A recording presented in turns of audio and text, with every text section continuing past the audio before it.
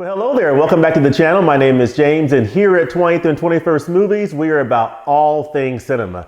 Well, I'm excited today to launch a brand new series here on the channel called Backlog Treasures. And in this series, I'm going to be sharing with you in just a few minutes my thoughts on a title that I just picked up off my shelf from my backlog.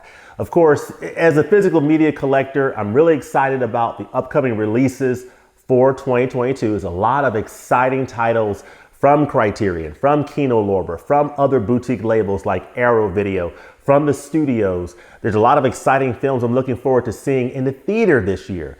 But with all that excitement about what's to come, I still have to think about, okay, I've collected these movies from last year, from 2020, from 2019, and although usually my habit is to watch films very soon after I pick them up. So if I get a new 4K or new Blu-ray, I usually watch those titles very soon after I get them. I try to make that a habit. But as is the case with probably most collectors, I do have some titles that I've picked up in 2021, in 2020, 2019, and even earlier that I still have not watched yet. And so I've made it a point this year to go through as many films in my backlog as possible and to share some of those backlog treasures with you. So as collectors, we're so excited about what's to come, but I've just made it a personal point myself to not lose sight of the fact that there are a ton of treasures in my current collection right now that I have not seen that I need to take a little bit of time to watch. So without any further ado, the title that I'm going to talk about here for just a couple of minutes is a title that I think is extremely fascinating. It's a set of foreign films from Sweden based on a novel of works from Stieg Larsson, and it's the Dragon Tattoo Trilogy. This is a Blu-ray of the 3 films in the Dragon Tattoo series. And this is the extended edition version. So you got 3 films. Each of the films are broken up into 2 parts in this series from Stieg Larsson that's titled the Millennium Series, which is basically about a character named Mikael Blomkvist, who is played by Michael Nyqvist in this series. And you've also got the young lady here who is the girl with the dragon tattoo. She's played by Noomi Rapace, and her character is Lisbeth Salander.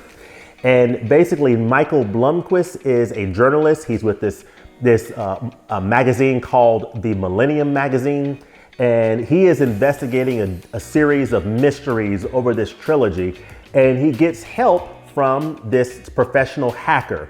Lisbeth Salander is a professional cyber expert. She's a hacker. She's especially skilled and adept at doing research on the internet.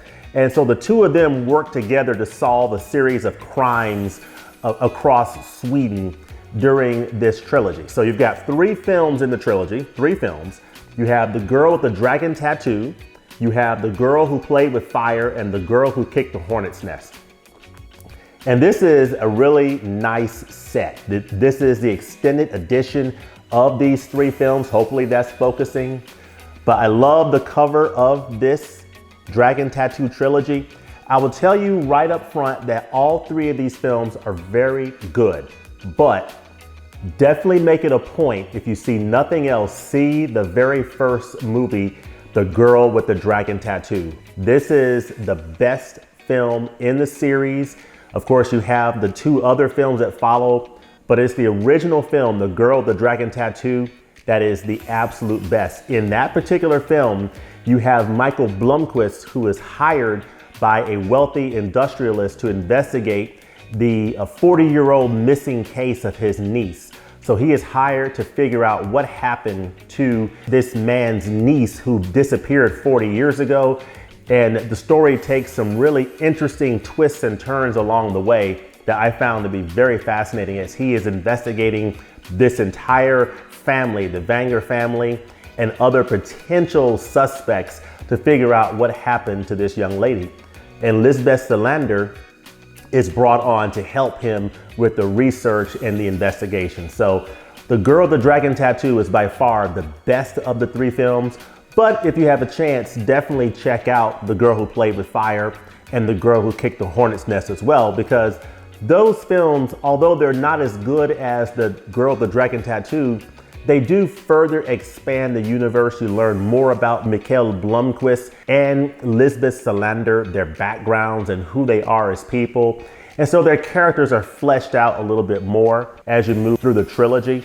But I would definitely watch the first one, The Girl with the Dragon Tattoo. It is by far the most compelling of this series. So that is the Dragon Tattoo Trilogy. I think it's currently available on Amazon for a pretty good price. So I would definitely snag that up when you get a chance. Also, a quick note that this series is from 2009, so it's about 13 years old. And in 2011, there was a remake of the original The Girl with the Dragon Tattoo.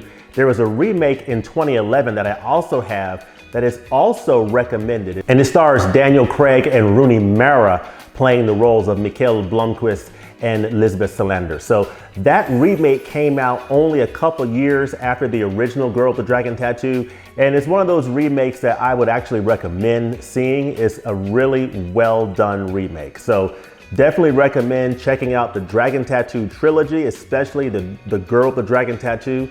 And also go ahead and check out the remake with Daniel Craig as well from 2011, starring him and Rooney Mara. So there you have it. That's my Backyard Treasures edition #1, episode #1, the Dragon Tattoo Trilogy.